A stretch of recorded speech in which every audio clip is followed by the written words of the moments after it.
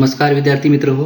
Applied physics या विषयामध्ये मी प्राध्यापक प्रवीण शेट्टी तुमचं स्वागत करतो. आज आपण या व्हिडिओमध्ये जो नेक्स्ट पॉईंट डिस्कस करणार आहोत त्याचं नाव आहे minimum wavelength of X ray. The expression for minimum wavelength of X ray. So let's start. Minimum wavelength of X ray. The expression for minimum wavelength of X ray. Okay, आपल्याला माहितीच आहे X rays are electromagnetic radiations having high frequency and low wavelength. म्हणजेच X rays हे जे radiations आहेत यांची wavelength काय असते, खूपच कमी म्हणजेच मिनिमम असते.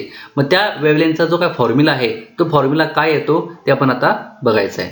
तर यामध्ये बघा आपल्याला माहितीच आहे आपण production of X ray by Coolidge tube बघितलेला आहे आणि त्यामध्ये आपण काय करतो की इलेक्ट्रिकल एनर्जी सप्लाय करून कॅथोड प्लेटमधून इलेक्ट्रॉन्स काय करतो, इमिट करतो. म्हणजेच काय तर इलेक्ट्रिकल फील्डमुळे इलेक्ट्रॉन्सला एनर्जी मिळते, त्यालाच आपण काय म्हणतो kinetic energy. And that kinetic energy is nothing but 1/2 mv². हे आपल्याला माहिती आहे. आणि इलेक्ट्रॉन्सला कायनेटिक एनर्जी कुणामुळे मिळाली, because of the electrical potential or electrical field. हे आपल्याला माहितीच आहे. मग यामध्ये बघा जो फॉर्म्युला आहे कायनेटिक एनर्जीचा, यामध्ये small m indicates the mass of electron. Okay, and small v is shows the velocity of electron, and small e shows the charge on electron, and here the capital V symbol stands for the voltage applied.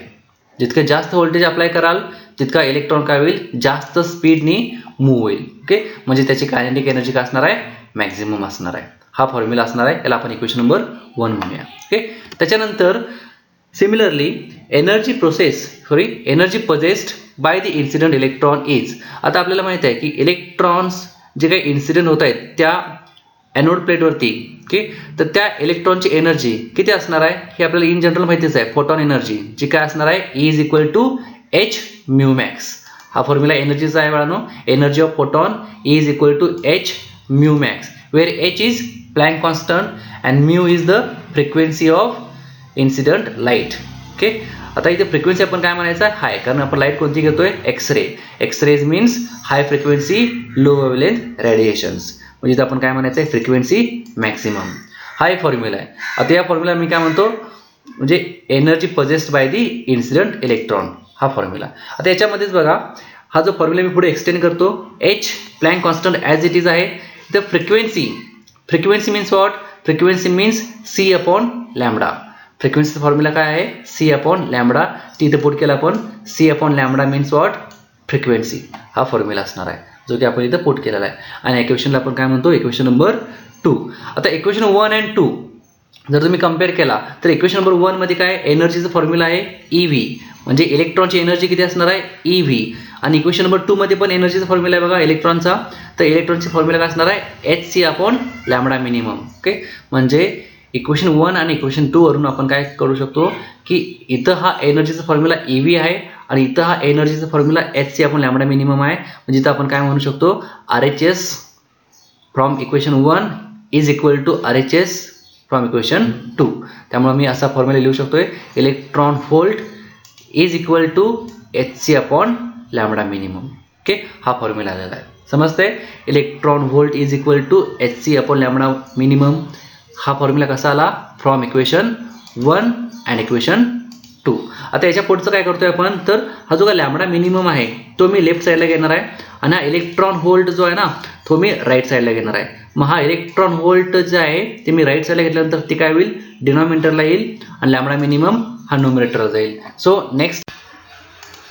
Lambda minimum is equal to hc upon ev. हा formula येतो. Okay, lambda minimum is equal to hc upon ev. वर या फॉर्म्युल्यामध्ये काय बघा, h means what, h means Planck constant. h काय आहे, एक कॉन्स्टंट आहे, त्यालाच आपण काय म्हणतो प्लँक कॉन्स्टंट. आणि त्याची व्हॅल्यू फिक्स्ड आहे, किती 6.63 इंटू 10⁻34 जूल सेकंड. हा प्लँक कॉन्स्टंट असणार आहे. त्याचबरोबर हे c symbol stands for speed of light. c symbol stand for speed of light. लाईटचं स्पीड कॉन्स्टंट आहे बाळांनो, त्याची व्हॅल्यू काय असणार आहे 3 इंटू 10⁸ मीटर पर सेकंड. हे स्पीड ऑफ लाईटचा व्हॅल्यू आहे. त्याचबरोबर हा जो काही ई आहे small E means what, small E means electron charge और चार्ज ऑन इलेक्ट्रॉन. एका सिंगल इलेक्ट्रॉनचा चार्ज किती असतो, तर तो असतो बाळांनो 1.6 × 10⁻⁻19 कुलूम. इतका चार्ज एका इलेक्ट्रॉनवरती असतो. ओके, आता हे सगळे कॉन्स्टंट आहेत. एच सी ई हे कॉन्स्टंट व्हॅल्यू समोर दिलेले आहेत. या आहेत अशा मी व्हॅल्यू इथे पुट केल्या. एचच्या ठिकाणी व्हॅल्यू पुट केली, सीच्या ठिकाणी व्हॅल्यू पुट केली, ईच्या ठिकाणी व्हॅल्यू पुट केली, तर आपल्याला काय मिळतं बघा, हे एक्सप्रेशन मिळतं. म्हणजे हेच एक्सप्रेशन आपण इथं लिहिलेलं आहे बघा. इथं फक्त आपण एचच्या ठिकाणी त्याची व्हॅल्यू पुट केलेलं आहे. C means what, speed of light, that is 3 × 10⁸ and 1.6 × 10⁻19 means the charge on electron. या व्हॅल्यू आपण पुट केलेल्या आहेत. व्होल्टेज ॲज इट इज आपण ठेवलेलं आहे. V means what, voltage applied, जे की कॉन्स्टंट नाही आहे, ते व्हेरिएबल आहे, ते आपण ॲज इट इज ठेवायचं आहे.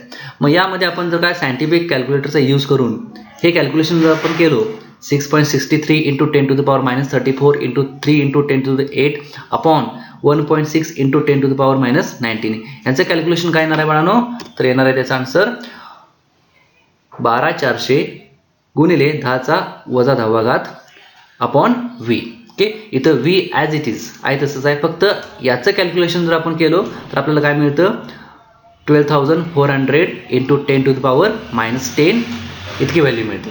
आणि हा जो फॉर्म्युला आहे, हाच फॉर्म्युला काय असणार बाळांनो, expression for minimum wavelength of X ray. Expression for minimum wavelength of X ray. आणि हा जो फॉर्म्युला आहे, त्या फॉर्म्युला थ्रू जर आपण व्हॅल्यू कॅल्क्युलेट केली तर जी वेव्हलेंथ येणार आहे ती कशामध्ये मोजणार आपण, मीटरमध्ये. म्हणजे वेव्हलेंथचं युनिट काय असणार आहे, मीटर. तर इथं काय आहे, 10⁻−10 मीटर मल्टिप्लाय केलेलं आहे आपण. ओके, ही व्हॅल्यू मीटरमध्ये आहे. म्हणजे वेव्हलेंथचं युनिट काय असणार आहे, वेव्हलेंथचं युनिट ॲक्च्युअली अँगस्ट्रॉंग युनिट आहे. हे काय आहे, अँगस्ट्रॉंग युनिट हे वेव्हलेंथचं युनिट आहे, जे आपण मीटरमध्ये पण मोजू शकतो आणि सेंटीमीटरमध्ये पण मोजू शकतो.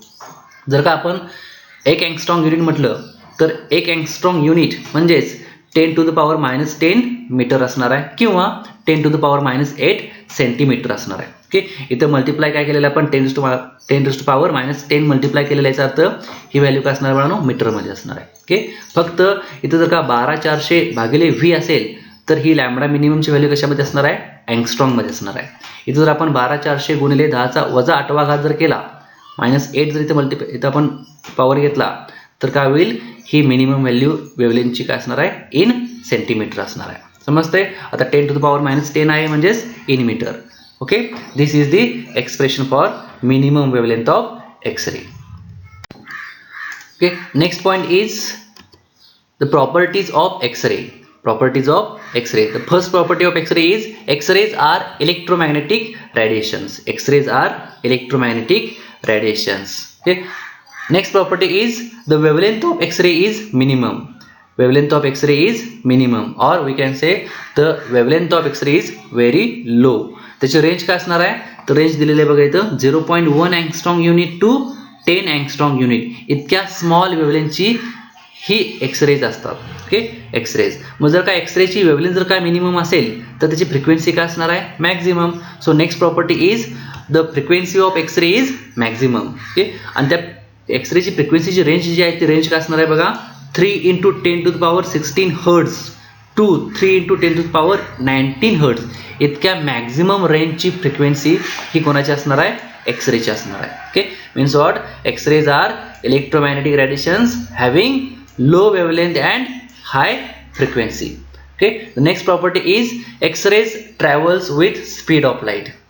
जे आपल्याला माहितीच आहे की स्पीड ऑफ लाईट किती आहे, 3 × 10⁸ मीटर पर सेकंड. आणि त्या सेम स्पीडनं एक्सरे पण काय करतायत, ट्रॅव्हल करतायत. Okay, next property is the path of x ray is always straight line. Okay, X-rays हे कर्व पाथनी मूव्ह होत नाहीत बाळांनो. Okay, X-rays are always travels in a straight path or straight line.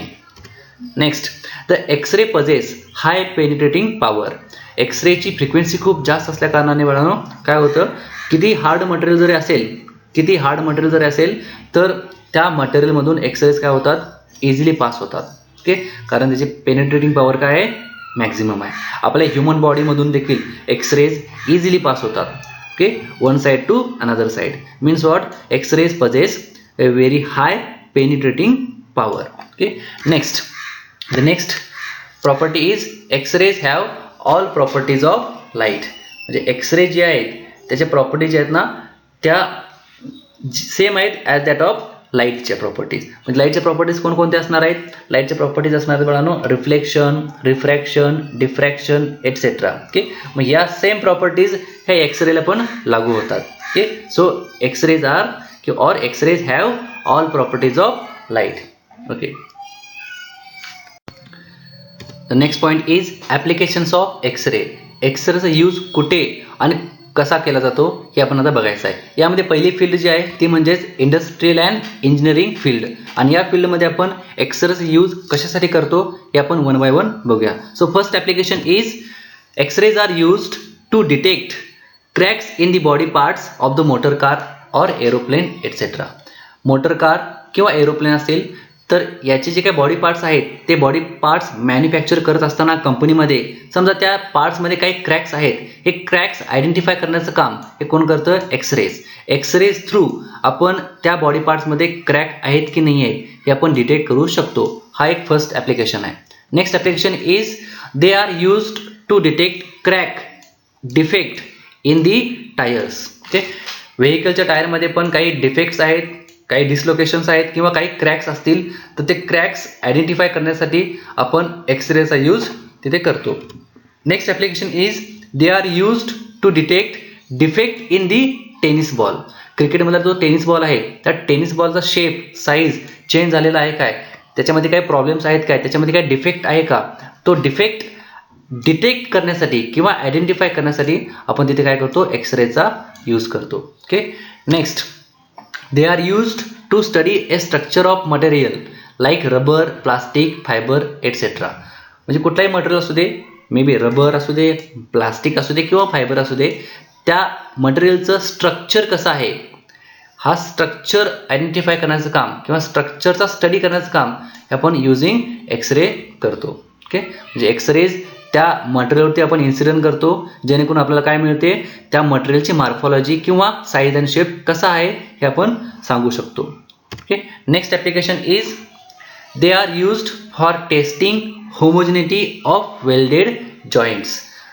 एक मटेरियल दुसऱ्या मटेरियल आपण जर का वेल्डिंग थ्रू जॉईंट केलं असेल तर तिथं जे काही होमोजिनिटी आहे ती चेक करण्यासाठी आपण तिथे एक्सरेचा यूज करतो. हे काही इंजिनिअरिंग फील्डमधले किंवा इंडस्ट्रियल फील्डमध्ये ॲप्लिकेशन्स आहेत जे आपण आता बघितलेलं आहे. आता याच्या पुढचे जे काही ॲप्लिकेशन्स आहेत, पुढची जी फील्ड आहे तीच काय असणार आहे? Medical field.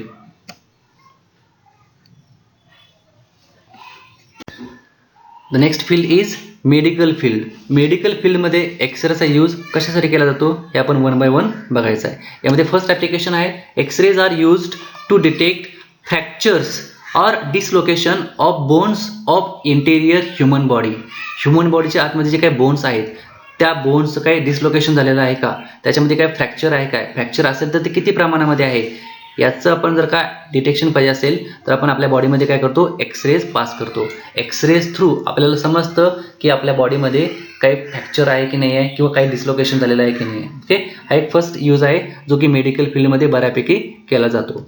Next application is X-rays are used in the treatment of cancer.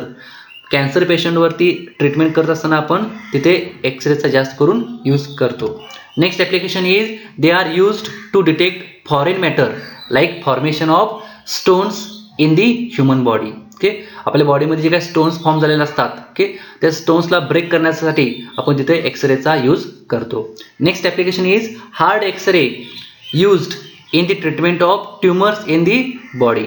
म्हणजे कॅन्सरचे सेल्स किंवा ट्युमर्स म्हणतो आपण, ते ट्युमर्स आपल्या बॉडीमध्ये सेल तयार झाले असतील तर त्या ट्युमर्सला आपल्याला जर का काढून टाकायचं असेल, त्याचे जे ट्युमर्स आहेत, जे स्टोन्स क्रिएट झालेले आहेत त्यांना आपल्याला बर्न करायचं असेल तर आपण काय करतो? तिथं एक्सरेज पास करतो. हार्ड एक्सरेज पास केल्यामुळं ते ट्युमर्स काय होतात? निघून जातात. Okay, next they are used to cure skin disease like X ray therapy. आपल्या बॉडी पार्ट्सवरती किंवा चेहऱ्यावरती काही डाग असतील तर ते डाग आपल्याला जर का काढून टाकायचं असेल तर आपण तिथे काय करतो? एक्सरे थेरपी थ्रू आपण ते डाग काढून टाकू शकतो. ओके, हे काही मेडिकल ॲप्लिकेशन्स आहेत जिथे एक्सरेचा यूज करतो. Next field is scientific research field. आणि या सायंटिफिक रिसर्च फील्डमध्ये एक्सरेचा यूज कशासाठी केला जातो बघा. त्यामध्ये फर्स्ट ॲप्लिकेशन आहे X-rays are used to study structure of atom. Atom म्हणजे स्मॉलेस्ट पार्टिकल आहे, खूपच लहान असणारे जे आपल्या डोळ्यांना दिसत नाही आहे. ओके, मग अशा ॲटमची मॉर्फॉलॉजी किंवा स्ट्रक्चर म्हणतो आपण त्याला, स्ट्रक्चर त्याचा साईज आणि शेप कसा आहे, की हे आपल्याला जर काय आयडेंटिफाय करायचं असेल, त्याचा स्टडी करायचं असेल, तर आपण तिथं काय करतो, त्या ॲटमवरती एक्सरेज इन्सिडेंट करतो. एक्सरेज थ्रू आपल्याला काय समजतं, त्या ॲटमचं स्ट्रक्चर कसं आहे हे आपल्याला समजतं. Okay, next application is they are used to study structure of any crystalline material. Same atom असू दे किंवा मटेरियल असू दे, कुठलाही मटेरियल असू दे, त्या मटेरियलचं स्ट्रक्चर कसं आहे, त्या मटेरियलची मॉर्फॉलॉजी कशी आहे, साईज आणि शेप किती आहे, याचा आपल्याला जर का स्टडी करायचा असेल तर तिथे आपण एक्सरेचा यूज हा करतो. नेक्स्ट ॲप्लिकेशन आहे they are used to study structure of alloys. Alloys means what, mix metal. म्हणजे एका मेटलमध्ये दुसरा मेटल जर आपण ॲड केला, तर ॲड केल्यानंतर जे ॲलॉय फॉर्म होणार आहे, त्या ॲलॉयचं काय स्ट्रक्चर आहे ते आपण स्टडी करू शकतो using X ray. Last application is they are used to detect weapons explosive hidden by the person. हे बऱ्यापैकी आपण इथे एक्सरे यूज कुठे करतो, तर विमानतळावरती काही पॅसेंजर्स आपल्या बॅगेमधून काही वेपन्स, शस्त्र किंवा काहीतरी एक्सप्लोजिव्ह मटेरियल जे असतं, बॉम्ब वगैरे, ते आपल्या बॅगेतून घेऊन येत असतात. ओके, मग ती बॅग ओपन न करता आपण त्या बॅगवरती जर का एक्सरेज पास केलो, तर त्या बॅगेच्या आतमध्ये काय आहे त्याचा शेप आपल्याला स्क्रीनवरती दिसतं. म्हणजे कोणी जर का एखादे वेपन किंवा एक्सप्लोजिव्ह मटेरियल बॉडी पार्ट्समध्ये हिडन करून नेत असतील, तर ते आपल्याला लगेच आयडेंटिफाय होतं की त्याच्याकडे काय आहे काय नाही आहे. ओके, म्हणजे बऱ्यापैकी एक्सरेचा यूज हा वेपन डिटेक्ट करण्यासाठी, एक्सप्लोजिव्ह मटेरियल्स जे काही पर्सन हिडन करतात ते डिटेक्ट करण्यासाठी तिथे केला जातो. Okay, thank you.